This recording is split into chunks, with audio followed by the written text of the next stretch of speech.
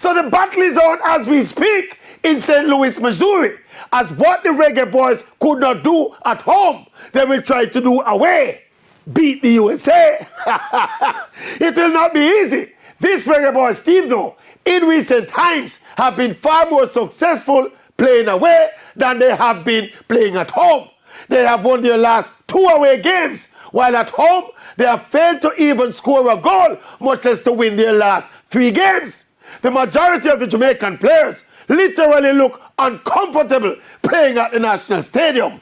Understandably, as they play their club football week in, week out in bigger stadia with better surfaces similar to the ones they encounter when they travel to places like the USA. A stadium filled with cheering fans will not discombobulate the Reggae Boyz, because again, they see that every match day in the English and other foreign leagues. So all things considered, can the Reggae Boyz spring the upset? Let me put it this way. It is possible.